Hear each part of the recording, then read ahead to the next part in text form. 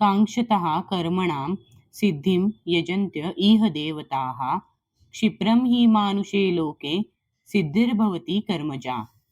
12.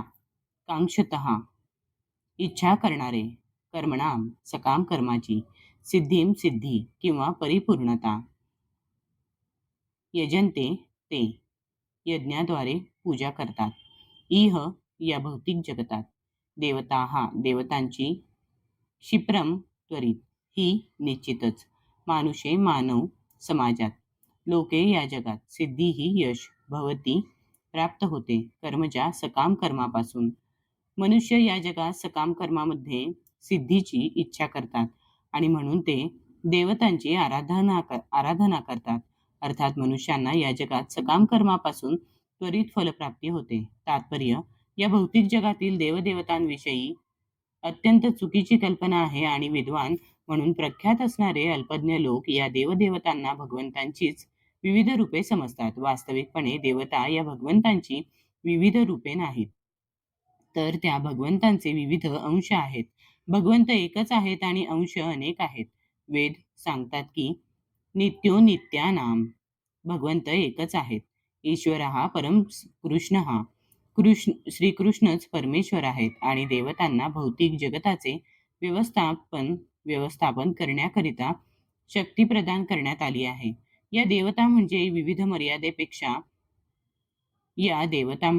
मर्यादेपर्यंत प्राप्त भौतिक शक्तींनी युक्त असे जीव. या देवता म्हणजे विविध मर्यादेपर्यंत प्राप्त भौतिक शक्तींनी युक्त असे जीव. नित्यानाम आहेत.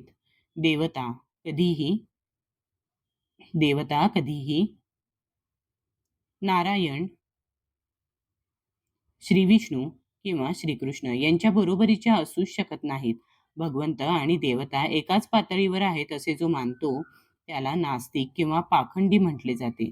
ब्रह्मा आणि शिव यांच्यासारख्या महान देवतांचीही तुलना भगवंतांशी करता येत नाही. वस्तुतः ब्रह्मा आणि शिवासारख्या देवता भगवंतांची आराधना करतात. शिवविरिचिनुतम. तरीही आश्चर्याची गोष्ट आहे की परमेश्वर म्हणजे सामान्य मनुष्यच आहे. ऑर्थोपोमॉर्फिझम किंवा परमेश्वर पशुरूपधारी झूमॉर्फिझम आहे, अशा गैरसमजुतीमुळे मूर्ख लोक पुष्कळ मानव नेत्यांची पूजा करतात. इह देवता हा शब्द भौतिक जगातील शक्तिशाली मनुष्य किंवा देवता यांना दर्शवितो. पण भगवान नारायण, भगवान श्रीकृष्ण किंवा भगवान श्री विष्णू हे या भौतिक जगातील नाहीत. भगवंत हे भौतिक सृष्टीच्या पलीकडे अर्थात दिव्य आहेत. निर्विशेषवादी लोकांचे अग्रणी श्रीपाद शंकराचार्यही सांगतात की नारायण किंवा श्रीकृष्ण हे भौतिक सृष्टीच्या अतीत आहेत. तरीही मूर्ख लोक देवतांची आराधना करतात, कारण त्यांना त्वरित फलप्राप्ती करावयाची असते. त्यांना फलप्राप्ती होते, पण ते जाणत नाहीत की अशी फलप्राप्ती ही क्षणिक असते आणि ती अल्पबुद्धी लोकांसाठी असते. बुद्धिमान मनुष्य कृष्ण भावनेमध्ये असतो आणि त्वरित पण क्षणभंगूर फलासाठी त्याला निम्न देवदेवतांची आराधना करण्याची मुळीच आवश्यकता नसते. या भौतिक जगतातील देवदेवता तसेच त्यांचे आराधक यांचा भौतिक जगाच्या विनाशाबरोबरच विनाश होईल.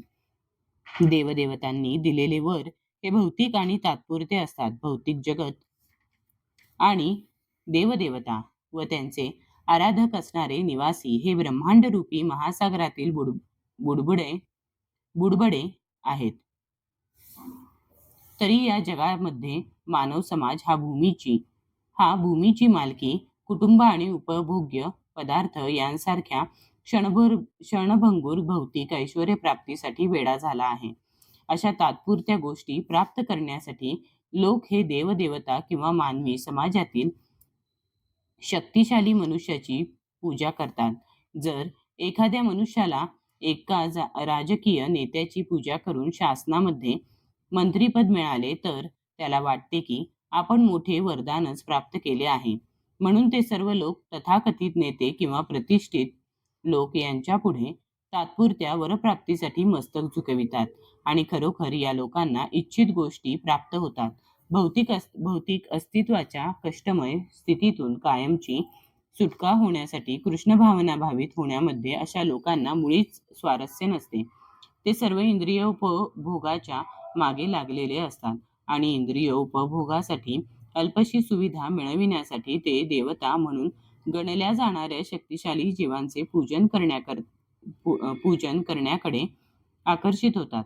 हा श्लोक दर्शवितो की लोकांना क्वचितच कृष्ण भावनेमध्ये आस्था असते.